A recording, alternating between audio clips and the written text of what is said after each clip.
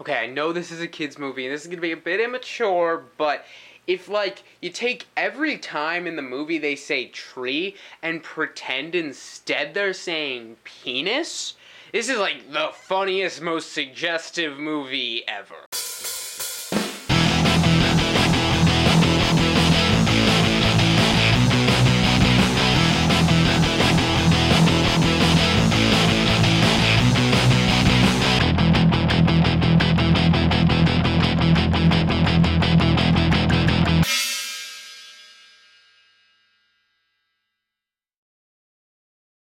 Okay, so the new Dr. Seuss film adaptation animation. Wow, that gave me the idea to put this whole review in rhyme poem format, but I'm just too lazy. I mean, I feel like that'd be really cool, but just don't feel like it. Anyway, we had Horton Hears a Who a couple years back, and that was really good. It looked to be, following the same track. It looked very similar. Had a fantastic voice cast, as did Horton Hears a Who. It was going to be done by the Despicable Me studio, and I think Despicable Me was a fantastic animated movie.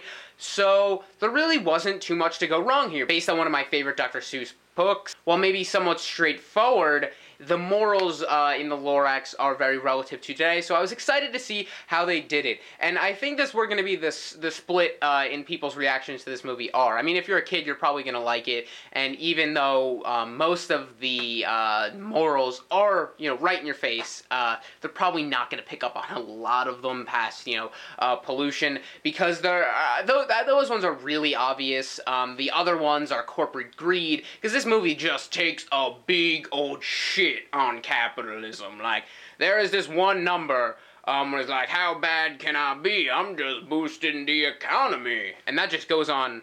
Me and my friend, or one of my friends, was just cracking up, because it was so awesome. It was just really just taking a big, dump on, like, Wall Street. It was pretty funny to watch, because it was so, overt. Which a lot of people aren't going to like about this movie, because I don't think any of the messages are really all too disagreeable for that to be the reason why people don't like this movie. I mean, the environment and pollution and, greed and all of that, profit over, nature and things like that. At least no one should really say that, they're against those messages, But so I think that the problem here is going to be that those messages are really straightforward, not very intricately interwoven into the plot. For like the beginning they are, it just kind of falls apart at some point. But I really like the movie. I think it does have a lot of flaws, but it was very enjoyable. I know people will criticize the songs, but I thought all of those, they were very good. They were actually very catchy. I mean, nothing in this movie is extremely clever. Most of it's been done before. You have these singing fish, but it just felt like a Dr. Seuss movie. A lot of people are saying, it just feels like a random anime movie. I really felt the Dr. Seussness out here. I mean, it obviously is a Dr. Seuss when the whole thing feels like a prolonged acid trip. A happy one at that. I mean, wasn't no bad trip in here. I do like the way they told it. Instead of it all being Zac Efron in that time period, it's a lot. Most actually the movie is the flashback, and most of when the Lorax is there is a flashback to the Onceler's younger years, and that was really good, actually. I think I definitely enjoyed that part more than I did with the Zac Efron part. Not necessarily that was bad. Then there's Betty White, the grandma, and she's pretty funny, but it was really obviously, Betty White humor, because she's been like just this running joke for the past couple years, and it was just it was rehashed, but it was still funny. There's also gonna be some complaints about some racial stereotypes in this movie, like the Zac Efron's character's mom, really, really New York Jewy.